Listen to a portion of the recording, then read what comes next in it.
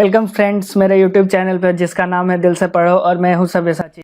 आपको इस लेक्चर में स्वागत है जिसका नाम है द लैंग्वेज ऑफ केमिस्ट्री और उसके लेक्चर 5 में आ गए हैं हम लोग। ये जो है आईसीसी क्लास 9 का चैप्टर 1 है और जो है मैं पढ़ाने जा रहा हूँ आपको बैलेंसिंग केमिकल इक्वेशन और एक्सरसाइज करवाऊंगा। ठीक है, तो बैलेंसिंग जो करते हैं हम एक केमिकल इक्वेशन का बैलेंस करते हैं, कैसे करते हैं ये सब बताऊंगा। पर उससे पहले क्यों ना बढ़े, क्या है केमिकल इक्वेशन। अच्छा, केमिकल इक्वेशन जो है ये जैसे हम लोग का एक एलिमेंट को हम सिंबल से रिप्रेजेंट करते हैं, वैसे जब कोई केमिकल रिएक्शन होता है, ठीक है, केमिकल रिएक्शन होता है उसमें जो कुछ रिएक्टेंट होते हैं और कुछ प्रोडक्ट फॉर्म होता है। जो रिएक्टेंट और प्रोडक्ट फॉर्म जो होता है उसको हम पिक्टोरियली रिप्रेजेंट करते हैं या सिंबॉलिकली रिप्रेजेंट करते हैं। ठीक है, तो वो जो सिंबॉलिकली रिप्रेजेंट कर रहे हैं ना, उसी को ही बोला चाह रहा है हम लोग का केमिकल इक्वेशन। ठीक है, a chemical equation is the symbolic representation of a chemical reaction using the symbols and formula of substances involved in the reaction। तो इसमें क्या हो जाता है, हम लोग का ये जो है एक केमिकल इक्वेशन है। यहाँ पे देख पा रहे हैं कार्बन क्या होता है, ऑक्सीजन के साथ रिएक्ट करता है और with the presence of heat and ये क्या बन जाता है, कार्बन डाइऑक्साइड। मतलब कार्बन को हम अगर जलाएंगे, ऑक्सीजन होगा एटमॉस्फेयर पे तो वो कार्बन डाइऑक्साइड बना जाता है। पर इसको हम लोग क्या रिप्रेजेंट ऐसे करते हैं, ठीक है, रिप्रेजेंट ऐसे करते हैं कि carbon plus oxygen gives rise to carbon dioxide. ठीक है, तो ये जो है हम लोग का केमिकल इक्वेशन है, क्योंकि हम लोग इसको क्या पिक्चोरियली या फिर सिंबॉलिकली रिप्रेजेंट कर दिए हैं। हम लोग हर बार तो लिख नहीं सकते हैं कि कार्बन ऑक्सीजन को मिलाया दिया कार्बन डाइऑक्साइड। तो ये जो हम लिख लिए ना, इससे यही मतलब है कि कार्बन जो है ऑक्सीजन के साथ मिल रहा है गर्मी मतलब with the presence of heat and carbon dioxide form हो रहा है। ठीक है, तो ये है हम लोग का पिक्चोरियल रिप्रेजेंटेशन जो कि शो कर रहा है carbon plus oxygen gives rise to carbon dioxide. अच्छा, इस साइड पे जो है जैसे ये मेरा और एक इक्वेशन लिखा है कपर सल्फेट और जो है सोडियम हाइड्रोक्साइड जो कि हम लोग का एक बेस है, उसके साथ हम रिएक्ट कर रहे हैं और ये प्रोडक्ट्स फॉर्म हो रहा है।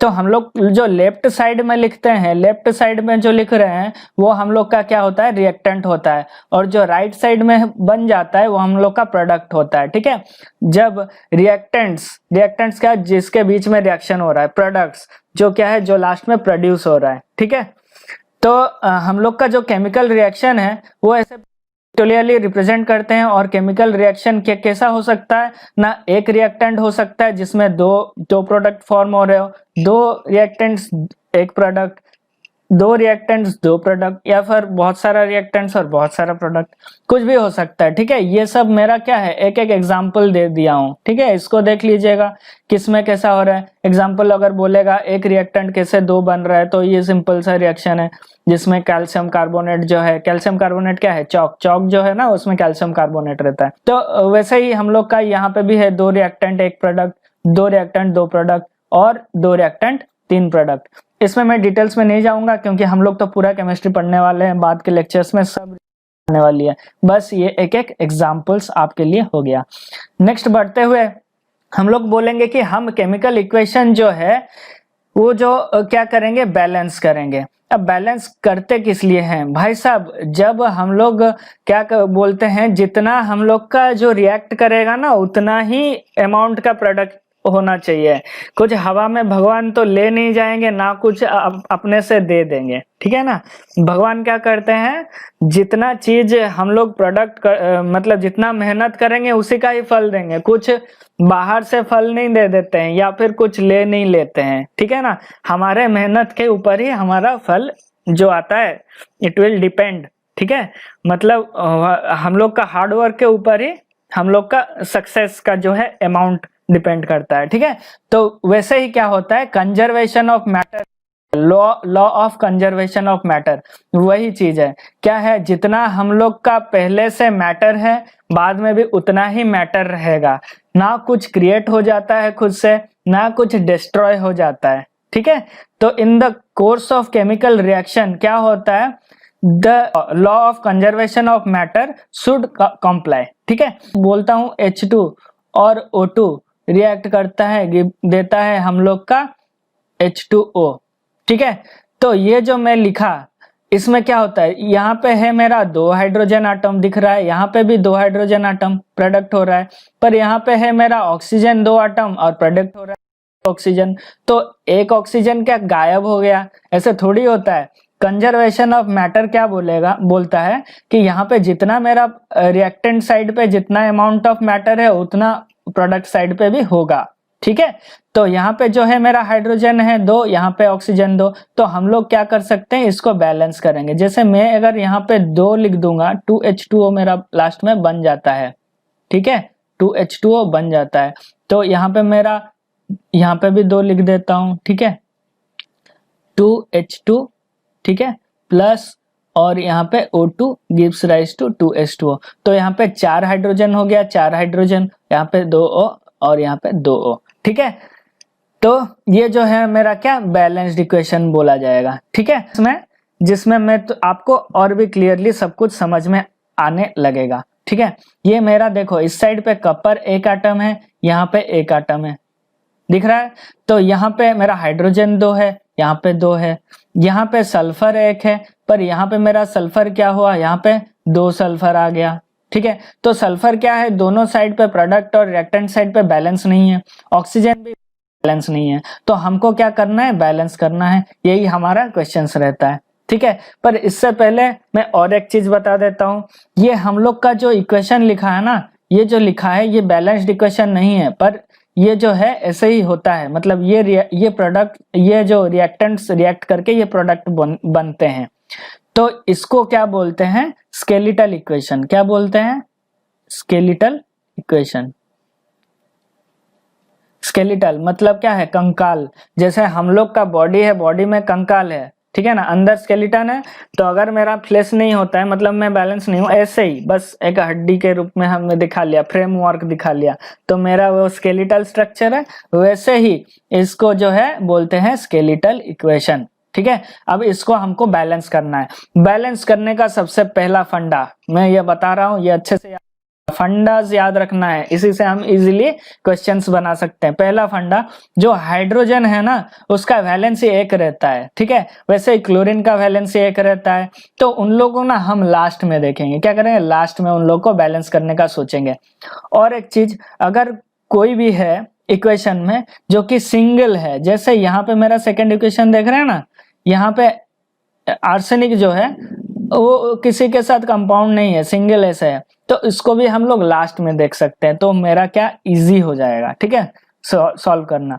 अब बढ़ते हैं सॉल्व करने पे। तो यहाँ पे क्या है, हम लोग का है कॉपर, ठीक है। कॉपर जो है वो रिएक्टेंट साइड पे भी 1 है और प्रोडक्ट साइड पे भी 1 है। तो हम लोग का करना क्या है, हर जो एटम है लेफ्ट साइड पे उसको कंपेयर करना है राइट साइड पे, ठीक है।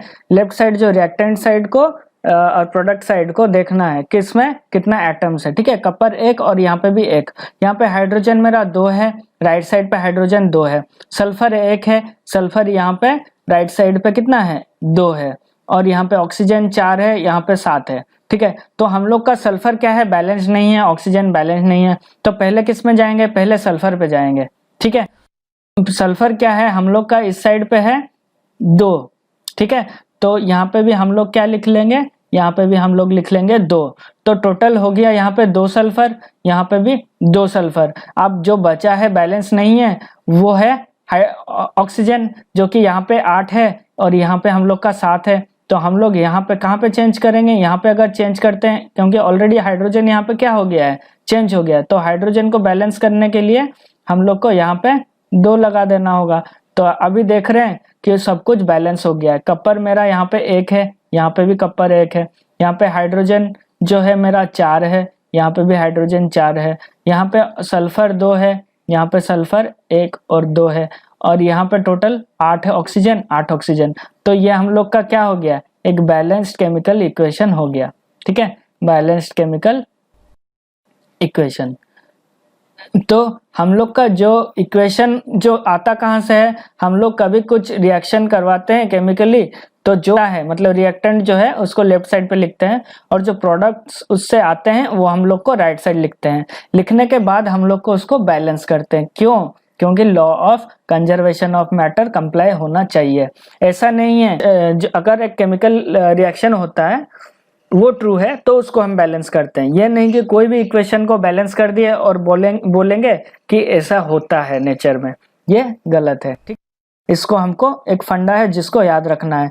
तो नेक्स्ट क्वेश्चन पे आते हैं। नेक्स्ट क्वेश्चन हम लोग का है Ag2O3 उस किसके साथ रिएक्ट करेगा, SnCl2 और HCl के साथ, और SnCl4 आएगा और उसके साथ AS और H2O। तो इसमें क्या करना है, देखिए मैं पहला बताया था हाइड्रोजन और क्लोरीन, हम लोग को उसको अभी के लिए नहीं देखना है, देखना किसको है, जो ज्यादा वैलेंसी का होगा। और ये जो AS है ये अकेला है और अकेला को अकेला छोड़ देना है, ये एक मेरा फंडा है। ठीक है, तो पहले फंडे के हिसाब से हम लोग क्या करेंगे, बैलेंस किसको करेंगे, पहले हम लोग फिर देखते हैं ऑक्सीजन को। ऑक्सीजन जो है मेरा यहाँ पे 3 ऑक्सीजन है, तो बैलेंस करने के लिए यहाँ पे मैं 3 लिखूंगा। ठीक है, बैलेंस करने के लिए मैं 3 लिखूंगा। अब यहाँ पे 3 लिखने के बाद मेरा ऑक्सीजन के साथ हाइड्रोजन चेंज हो जा रहा है। कितना हो रहा है, 6 हाइड्रोजन है, तो यहाँ पे भी मुझे 6 हाइड्रोजन कर देना होगा। ठीक है, अब जब 6 हो गया, अब मुझे देखता हूँ क्लोरीन चेंज हो गया, जबकि मेरा ऑक्सीजन बैलेंस है ये हो गया, और ऑक्सीजन बैलेंस है और हाइड्रोजन बैलेंस, तो क्लोरीन को हम लोग को ऐसे प्लेस करना होगा। यहाँ पे देखिए क्लोरीन कितना है, 4 है, और यहाँ पे 2 और ये 6 कितना है, 8 है, 8 है और यहाँ पे 4 है। तो हम लोग को ऐसे चेंज करना होगा, इस वैल्यू को ऐसे चेंज करना होगा कि ये मैनेज हो जाए। तो कितना रखूंगा, यहाँ पे देखें ये मेरा 6 है, ये 4 है, तो यहाँ पे अगर मैं 2 करूंगा 8 होगा, 8 से ये मेरा 8 होगा, पर यहाँ पे मान लीजिए मैं 2 रखता हूँ। ठीक है, तो यहाँ पे क्या हो गया, मेरा Sn2 हो गया, तो यहाँ पे भी 2 चेंज करना होगा। उसके हिसाब से क्लोरीन यहाँ पे 4 और 6 10 हो रहा है, यहाँ पे नहीं हो रहा है, तो इसको मैं नहीं रख सकता हूँ। और इसको क्या कर रहा हूँ, इसको मैं करूंगा 3। अब अगर मैं 3 करता हूँ, 3 यहाँ पे Sn हो गया, तो यहाँ पे भी Sn3 होना चाहिए। अब देखिए ऑटोमेटिकली जो है क्लोरीन मेरा 6 6 12 हो गया, और यहाँ पे भी 12 हो गया, तो क्लोरीन बैलेंस हो गया और हाइड्रोजन भी बैलेंस हो गया, Sn बैलेंस हो गया। अब बच गया Ag जो है मेरा यहाँ पे 2 है, तो यहाँ पे 2 आराम से कर सकता हूँ, क्योंकि वो अकेला था, इसको लास्ट में कर सकता हूँ जब तक जरूरत ना पड़े। तो मेरा ये हो गया बैलेंस्ड इक्वेशन। ठीक है, ये मेरा बैलेंस्ड इक्वेशन हुआ। तो यहाँ पे हम किए क्या, यहाँ पे हम लोग देखे 2 में हो रहा है, नहीं हो रहा है, 3 में हो रहा है, हाँ हो रहा है, तो ये जो है इसको हम बोलते हैं हिट एंड ट्रायल मेथड। ठीक है, ये हम लोग क्या कर रहे हैं, हिट एंड ट्रायल कर रहे हैं। तो हर वक्त क्या मैक्सिमम टाइम हम लोग को हिट एंड ट्रायल मेथड से ही करना है, और जो हिट एंड ट्रायल मेथड नहीं होगा, पार्शियल इक्वेशन मेथड एक दूसरा मेथड है। ठीक है, वो जो पार्शियल इक्वेशन मेथड है उसमें क्या है, हर टाइम आप लोग कर नहीं पाएंगे, क्योंकि उसके लिए हम लोग को इक्वेशंस याद करना रहेगा। ठीक है, कुछ तोड़ के उसको करना रहता है, उसके बारे में मैं नहीं बताऊंगा अभी। तो नेक्स्ट क्वेश्चन पे चलते हैं। ये हम लोग का हो गया एक स्केलेटल इक्वेशन, इसको हम लोग को क्या करना है, बैलेंस करना है। ये मैं लिख लेता हूँ, Fe है, H2O है, ठीक है, Fe है, H2O है, यहाँ पे लिखता हूँ प्लस, Fe है, H2O है, देता क्या है हम लोग को, Fe2O3, और यहाँ पे आ जाता है मेरा हाइड्रोजन। ठीक है, तो यहाँ पे मेरा Fe है, बहुत सिंपल है, यहाँ पे 2 है, यहाँ पे इसको मैं बाद में देखता हूँ, तो भी मेरा हाइड्रोजन है, बाद में देखूंगा, तो देखूंगा किसको, ऑक्सीजन को। ऑक्सीजन यहाँ पे मेरा 3 है, यहाँ पे लिख दूंगा 3। यहाँ पे मेरा चेंज हो गया क्या, हाइड्रोजन 6 हो गया, यहाँ पे मैं हाइड्रोजन को भी वैसे चेंज कर दूंगा, यहाँ पे मेरा 6 हो गया, ऑक्सीजन हाइड्रोजन बैलेंस हो गया। अब बचता है मेरा Fe जो कि 2 है, यहाँ पे भी लास्ट में 2 लिख सकता हूँ। ये मेरा हो गया बैलेंस्ड केमिकल इक्वेशन इसका। ठीक है, 2 फेरस और यहाँ पे 6 हाइड्रोजन 3 ऑक्सीजन बैलेंस हो गया। अब वैसे ही आपको क्वेश्चन थोड़ा दिक्कत करने के लिए क्या करेगा, इस टाइप का देगा, मतलब वर्ड्स में देगा, उसको आप केमिकल इक्वेशन लिखना होगा, उसके बाद बैलेंस करना होगा। तो इसमें क्या लिखा है, ammonium calcium chloride and water were obtained by heating a mixture of ammonium chloride और कैल्शियम क्लोराइड। मतलब हम क्या किए, हीट किए किसको, mixture of ammonium chloride, ammonium ऐसे और क्लोराइड ऐसे, अमोनियम 1+, ये भी H1+ NH4Cl हो गया। ये है अमोनियम और ये है क्लोराइड। इसको क्या करेंगे, मिक्सचर होगा किसके साथ, कैल्शियम हाइड्रोक्साइड के साथ, CaOH2, ठीक है, कैल्शियम हाइड्रोक्साइड के साथ। अब क्या बचा, कैल्शियम हाइड्रोक्साइड बचेगा हम लोग का क्या, अमोनिया जो कि है NH3। फिर बचेगा क्या, कैल्शियम क्लोराइड CaCl, Ca का 2+ आ जाएगा यहाँ पे, CaCl2। और क्या बचेगा, वाटर, यहाँ पे लिख देता हूँ वाटर, ठीक है। अब ये मेरा हो गया इक्वेशन। अब इसको बैलेंस करना है। बैलेंस करने का पहला फंडा, जो हम लोग क्लोरीन है और हाइड्रोजन है इसको बाद में देखेंगे, तो देखेंगे किसको, अभी नाइट्रोजन को। नाइट्रोजन तो बैलेंस्ड है। फिर किसको देखेंगे, कैल्शियम को। कैल्शियम भी ऑलरेडी बैलेंस्ड है, तो हमको क्या करना होगा, चेंजेस करना होगा कैल्शियम में, ठीक है, सॉरी क्लोरीन में। अब जो मेरा यहाँ पे क्लोरीन है, यहाँ पे 1 है, यहाँ पे 2 है, तो कहाँ पे बैलेंस करूंगा, यहाँ पे 2 करूंगा। अब करते ही हमको वापस आ जाना है किसमें, नाइट्रोजन अनबैलेंस हो गया, नाइट्रोजन अनबैलेंस हो गया, 2 हो गया, तो किसमें जाएंगे हम लोग, यहाँ पे जाएंगे, ठीक है। यहाँ पे हम लोग का 2 नाइट्रोजन 2 नाइट्रोजन, और यहाँ पे हम लोग का 2 डाल दिए, तो क्लोरीन तो बैलेंस हो गया, हाइड्रोजन अनबैलेंस हो गया है, ठीक है। पर यहाँ पे और एक भी चीज है, क्या, ऑक्सीजन। ऑक्सीजन यहाँ पे 2 है, ऑक्सीजन यहाँ है, तो पहले ऑक्सीजन को करना चाहिए था, तो ऑक्सीजन को अभी मैं चेंज कर लेता हूँ, ऑक्सीजन मेरा 2 हो गया, तो यहाँ पे मेरा ऑक्सीजन बैलेंस हो गया, ठीक है। और जो है इन बैलेंस हो गया। अब बैलेंस जो नहीं है वो है मेरा, यहाँ पे टोटल था 8 हाइड्रोजन और यहाँ पे 2, टोटल 10 हो रहा है। यहाँ पे मेरा हो गया 6 और यहाँ पे 4, यहाँ पे 10 हो रहा है, तो हाइड्रोजन ऑटोमेटिकली मेरा अभी बैलेंस हो चुका है। तो ये हो गया हम लोग का आंसर इस क्वेश्चन का, ठीक है। तो क्वेश्चन क्या करेगा, ऐसे आपको वर्ड्स में दे देगा, आपको लिखना है इक्वेशन, उसके बाद करना है बैलेंसिंग। तो इसको इरेज करके फिर से बढ़ते हैं नेक्स्ट क्वेश्चन पे। पोटेशियम डाइक्रोमेट रिएक्ट करेगा, पोटेशियम डाइक्रोमेट भूल गए, Cr2O7 डाइक्रोमेट होता है, 2- होता है, यहाँ पे 2 आएगा, ठीक है। पोटेशियम डाइक्रोमेट क्या होगा, reacts with hydrochloric acid, HCl को हाइड्रोक्लोरिक एसिड बोलते हैं। प्रोड्यूस क्या करेगा, प्रोड्यूस करेगा पोटेशियम क्लोराइड, क्या करेगा, KCl, ठीक है। Potassium chloride, chromium chloride, chromium chloride को Cr, ठीक है, और क्लोराइड जो है Cl। क्रोमियम का कितना होता है, 3 होता है, CrCl3 होगा, ठीक है, chromium chloride plus water H2O plus chlorine Cl2। Simple है, बहुत बड़ा दिख रहा है पर आसान है। कैसे, फंडा से जाओ। फंडा क्या है मेरा, हाइड्रोजन जो है उसको बाद में करना है, क्लोरीन जो है बाद में करना है। कोई अगर अकेला बचा होगा तो उसको अकेला छोड़ देना है, पर यहाँ पे कोई अकेला नहीं है, तो बढ़ते हैं हम लोग का किसमें, ये देखिए पोटेशियम जो है हम लोग का 2 है, इसको बाद में भी वेट कर सकते हैं, पर हम लोग को बैलेंस करना होगा ऑक्सीजन को। ऑक्सीजन यहाँ पे मेरा 7 है, यहाँ पे पहले डाल देता हूँ 7, इसको मैं दूसरे इंक से लिखता हूँ, ठीक है। यहाँ पे मैं लिख लिया, यहाँ पे मेरा हो गया 7, ठीक है, यहाँ पे हो गया 7 जो है 7 ऑक्सीजन मेरा बैलेंस हो गया 7 के साथ।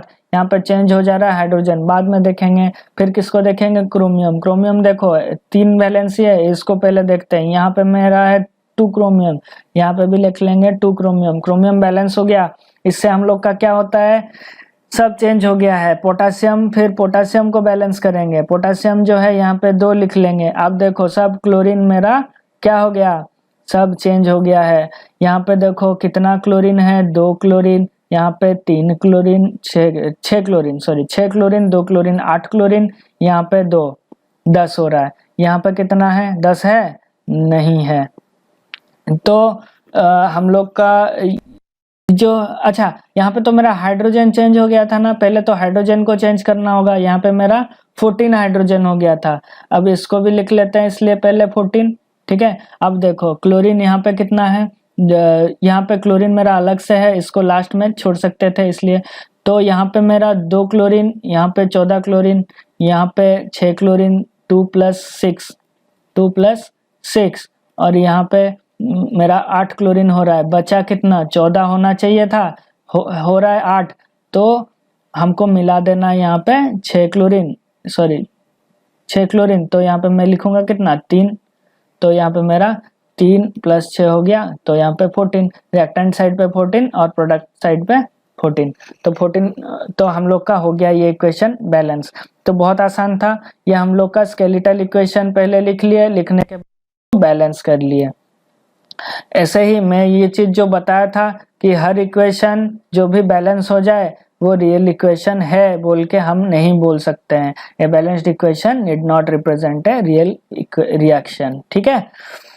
अब देखो हम लोग जब इक्वेशन वगैरह सब कुछ सीख लिए हैं, अब ये इक्वेशन हम क्यों लिखते हैं, इसका यूज क्या है, ठीक है। जैसे हम लोग एक बैलेंस इक्वेशन लिख लिए तो उसका सबसे इम्पोर्टेंट जो चीज है क्या बता देता है, रिएक्टेंट क्या क्या है वो बता देता है, और उसका रिजल्ट में प्रोडक्ट क्या फॉर्म हुआ वो बता देता है। It is about the actual result of the chemical change के वजह से क्या रिजल्ट आया वो बता देता है, ये पहला चीज बताता है। दूसरा चीज जो है रिएक्टेंट क्या क्या है और प्रोडक्ट क्या क्या फॉर्म हुए वो बता देता है। नेक्स्ट क्या है, कितने मॉलिक्यूल प्रोडक्ट के साथ, मॉलिक्यूल रिएक्टेंट किस प्रोडक्ट, मतलब जो रिएक्टेंट है उसके कितने कितने मॉलिक्यूल्स अगर रिएक्ट कर रहा है तो कितने कितने मॉलिक्यूल्स उसका प्रोडक्ट फॉर्म होता है वो बता देता है।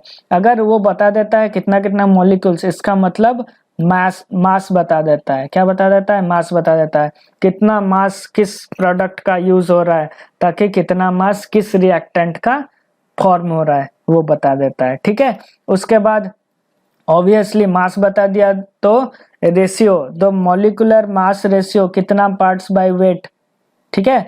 ये क्या बता रहा है, जैसे 80 पार्ट है वेट का सोडियम हाइड्रोक्साइड, 80 पार्ट में 98 पार्ट वेट सल्फ्यूरिक एसिड और प्रोड्यूस करता है इतना पार्ट। ये कैलकुलेट कैसे हुआ, जैसे हम लोग का NaOH होता है, Na रहता है 23, ऑक्सीजन है 16, हाइड्रोजन है 1, तो इसको मिलाएंगे तो ये बन जाएगा मेरा 40 और इसका 2 मॉलिक्यूल, ठीक है। तो टोटल 80 पार्ट किसका, सोडियम हाइड्रोक्साइड का यूज हुआ, ठीक है। किसके साथ, वैसे इसका H2SO4 कैलकुलेट करेंगे, H2SO4, ठीक है, H2SO4, तो H2SO4 जो है 2H और S कितना है 32 और ऑक्सीजन कितना है 16 × 4 कितना 64, 16 × 4 64, कितना हो गया 98 हुआ।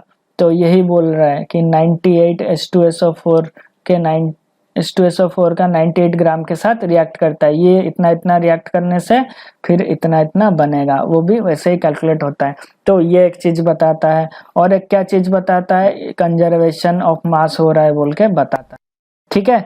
तो बहुत सिंपल हुआ, बहुत सिंपल से हम लोग को पता चल गया क्या क्या बताता है। पहला तो क्या क्या प्रोडक्ट है, क्या क्या रिएक्टेंट है, कितना कितना मॉलिक्यूल्स प्रोडक्ट का यूज, रिएक्टेंट का यूज हो रहा है, कितना कितना मॉलिक्यूल्स फॉर्म हो रहा है, कितने मास का प्रोडक्ट यूज हो, रिएक्टेंट यूज हो रहा है, कितना प्रोडक्ट का मास बन रहा है, उनका रेशियो कितने कितने, वेट, जो वेट रेशियो है वो बता देता है, और क्या बता देता है कि ये जो है कंजर्वेशन ऑफ मैटर फॉलो कर रहा है, ठीक है।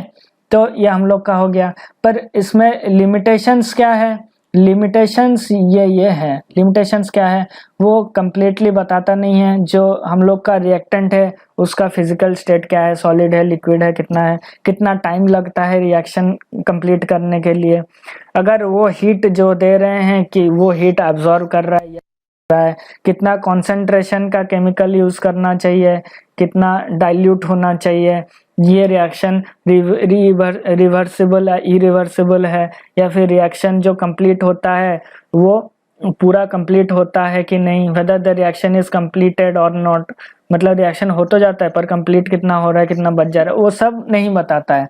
तो ये सब है आपका लिमिटेशंस, ये सब थियोरिटिकल पार्ट है, तो आपको थोड़ा थोड़ा बता के छोड़ दे रहा हूँ, ये सब आपको इसका मीनिंग बता दे रहा हूँ, आपको याद रखना है। अब यहाँ पे एक बहुत इंपॉर्टेंट चीज है, on the basis of the experiment it is found that 22.4 litres जो है एवरी गैस का, अगर 760 mm प्रेशर और टेम्परेचर कितना 0 degree centigrade standard temperature, pressure and ये बोलते हैं, इसको क्या बोलते हैं, स्टैंडर्ड टेम्परेचर एंड प्रेशर। ठीक है, टेम्परेचर स्टैंडर्ड है और प्रेशर स्टैंडर्ड। इस टेम्परेचर स्टैंडर्ड में, प्रेशर स्टैंडर्ड में क्या होगा, ये जो वॉल्यूम है वो is the same at the molar mass. ठीक है, अगर 22.4 लीटर कोई भी गैस लो, उसका एक मोलर मास क्या करेगा, उसका मॉलिक्यूलर मास एक्सप्रेस करेगा। ठीक है, मैं बोल रहा हूँ जैसे ऑक्सीजन में ले रहा हूँ 16 ग्राम, तो ये एक मोलर मास है जो कि कितना रिप्रेजेंट कर रहा है, 16 ग्राम रिप्रेजेंट कर रहा है। एक मोलर मास क्या 16 ग्राम रिप्रेजेंट कर रहा है ऑक्सीजन का। कब, जब ये वाले कंडीशंस वैलिड हो, मतलब इतना ये जो है स्टैंडर्ड टेम्परेचर और प्रेशर पे इतना वॉल्यूम शो करेगा और उसका मास इतना होगा। ठीक है, अब नेक्स्ट जो है केमिकल रिएक्शन क्या है, मैं बोला बहुत कुछ चीजें नहीं बताते हैं, इसीलिए हमको और उसको जस्टिफाई करने के लिए, केमिकल इक्वेशन को और ज़्यादा अच्छे से जस्टिफाई करवाने के लिए हम क्या करते हैं, वो जो इक्वेशन है उसमें कुछ कुछ चीज़ें मिला लेते हैं। जैसे पहला इक्वेशन देखिए, यहाँ पे हम लोग क्या रिएक्शन के अंदर ये चीज़ लिख लिए। अब ये चीज़ बताता क्या है, जो नाइट्रोजन जो है हाइड्रोजन के 3 मॉलिक्यूल के साथ एक मॉलिक्यूल रिएक्ट करके बनाएगा 2 मॉलिक्यूल अमोनिया, ये नॉर्मल था। इसमें एक्स्ट्रा इन्फॉर्मेशन क्या डाल दिया हूँ कि ये तब करेगा जब Fe और MO मेरा क्या होगा, रिएक्ट जो यूज होगा। ठीक है, आज प्रोमोटर या कैटलिस्ट, ठीक है, प्रोमोटर कैटलिस्ट के हिसाब से ये यूज करेंगे तो ये जो रिएक्शन को प्रोसीड कर पाएगा, और ये जो रिएक्शन होगा वो 450 डिग्री में होगा, और ये जो होगा इतना होना चाहिए, 200 से 900 एटमॉस्फेरिक प्रेशर में इस रिएक्शन को करवाना होगा ताकि ये प्रोडक्ट फॉर्म हो। तो यहाँ पे ज़्यादा इन्फॉर्मेशन देने के लिए हम लोग अभी क्या इन्फॉर्मेटिव होते हैं, ज़्यादा इन्फॉर्मेशन दे एक इक्वेशन इसके लिए ऐसे लिखते हैं। दूसरा इक्वेशन इसमें जो है यहाँ पे एक सिंबल दे दिया, ये वाला, ये जो है हम लोग का बोल रहा है ये यहाँ से रिएक्टेंट प्रोडक्ट हो जाएंगे यहाँ तक, मतलब ये रिएक्टेंट्स अगर रिएक्ट करेंगे प्रोडक्ट हो जाएगा ये दो। अब ये दो जो प्रोडक्ट हुआ ये फिर से रिवर्स कर जाएगा, इसमें रिएक्ट फॉर्म होके फिर से ये रिवर्स कर जाएंगे किसमें, अपने रिएक्टेंट साइड पे। तो ये चीज क्या है, रिवर्सिबल रिएक्शन का एक सिंबल यहाँ पे दे सकते हैं। इसको क्या है, ये ज्यादा इंफॉर्मेटिव हो गया। ये जो चीज दिया ये हीट का सिंबल है। अब क्या होगा, ये जो रिएक्टेंट है ये जो है ये प्रोडक्ट फॉर्म करेगा, पर इसमें क्या होगा, ये जो सिंबल है हीट अप्लाई होता है। ठीक है, वैसे ही और इंफॉर्मेटिव करने के लिए इसको हम जिंक जो है ये सॉलिड है, ये एक्वस है, ये एक्वस, ये गैस, ये चीजें लगा लेते हैं ताकि और इंफॉर्मेटिव हो जाए। तो वैसे ही डाइल्यूट कॉन्सेंट्रेटेड, ये जो है ये क्या है, AgCl जो है प्रेसिपिटेट कर जाता है। ठीक है, प्रेसिपिटेशन के लिए मतलब जब सॉल्यूशन फॉर्म होगा एक सॉल्वेंट हो जाएगा, और जो सॉल्यूट होगा वो उसमें सॉल्यूबल नहीं होगा तो वो प्रेसिपिटेट कर जाएगा। ठीक है, वो नीचे जाके सेटल हो जाता है प्रेसिपिटेट के हिसाब से। तो ये सिंबल है AgCl क्या होता है, प्रेसिपिटेट। तो यहाँ पे बहुत सारे चीजें देख लिए जो हम लोग को रिप्रेजेंट एक इक्वेशन रिप्रेजेंट के लिए और कुछ कुछ चीजें ऐड कर सकते हैं ताकि ज्यादा इंफॉर्मेटिव बने एक इक्वेशन। तो हम लोग ये सब पढ़ लिए आज। What is a chemical equation, why is it necessary to balance it, ठीक है, उसका लिमिटेशंस ये भी पढ़ लिए। अब इसमें क्या इंफॉर्मेशन देता है ये भी जस्ट अभी पढ़े हैं। Zn जो है सॉलिड है, दो HCl के साथ रिएक्ट करता है जो कि एक्वस सॉल्यूशन होगा, और ZnCl2 एक्वस सॉल्यूशन फॉर्म होगा, और हाइड्रोजन जो गैस है वो इवॉल्व होगा। ठीक है, ये हम लोग को इन्फॉर्मेशन मिला। वैसे ही नेक्स्ट क्वेश्चंस पे आएंगे। यहाँ पे दिया है कि हम लोग को ये सिंपल जो इक्वेशंस वर्ड्स में दिया है उसको स्केलेटल इक्वेशन रिप्रेजेंट करना होगा, उसके बाद बैलेंस कर देना होगा। ये तो बहुत ही आसान है। कार्बन जैसे ऑक्सीजन के साथ मिलेगा तो कार्बन मोनोऑक्साइड बनेगा। अब यहाँ पे एक ऑक्सीजन है, एक कार्बन, ऑक्सीजन 2 है, यहाँ पे 2 लगा दूंगा तो 2CO हो गया। अब इसमें भी 2 लगाना पड़ेगा तो मेरा बैलेंस इक्वेशन ये हो गया। ठीक है, बहुत सिंपल। वैसे ही बाकी सबका आप कर लीजिएगा। ये बहुत सारे सिंपल है इसलिए मैं कराऊंगा नहीं। ई वाला क्वेश्चन करा लेता हूँ। जैसे है Mg और इसके साथ क्या होगा H2SO4 sulphuric acid, H2SO4 react करेगा, बनाएगा MgSO4 मैग्नीशियम सल्फेट और बन जाएगा हाइड्रोजन। तो यहाँ पे किसको नहीं पकड़ूंगा, हाइड्रोजन को बाद में पकड़ूंगा, पहले पकड़ूंगा ऑक्सीजन। ऑक्सीजन ऑलरेडी मेरा बैलेंस्ड है, ठीक है। तो फिर सल्फर को देखूंगा, सल्फर भी बैलेंस्ड है, हाइड्रोजन भी बैलेंस्ड है, मैग्नीशियम भी बैलेंस्ड है। तो मुझे इसमें कुछ नहीं करना है, पूरा इक्वेशन बैलेंस था, ठीक है। ये एक वर्ड के, ये एक स्टेटमेंट के हिसाब से दिया, तो मुझे इक्वेशन लिखना है। Sodium reacts with water H2O to form NaOH sodium hydroxide और क्या है, हाइड्रोजन देगा। तो बैलेंस है क्या, हाँ बिल्कुल है। O एक है NaOH, ये पूरा बैलेंस्ड इक्वेशन ऑलरेडी है, ठीक है। तो ये बहुत सारा सिंपल क्वेश्चंस थे। अब और थोड़ा अच्छे क्वेश्चंस में आएंगे।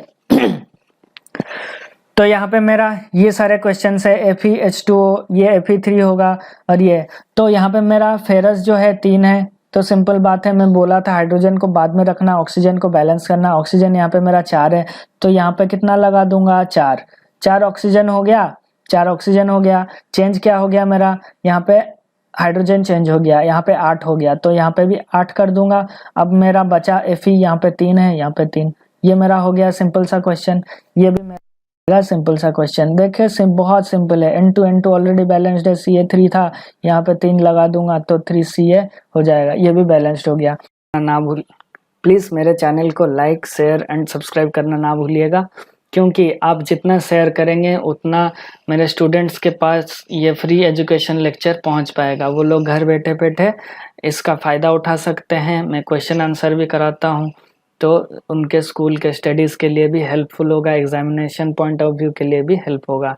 काइंडली आप मेरे चैनल को फॉलो करिए और दूसरों को भी जितना शेयर करेंगे उतना आप लोग भी उनको पढ़ा रहे हैं। Thank you very much.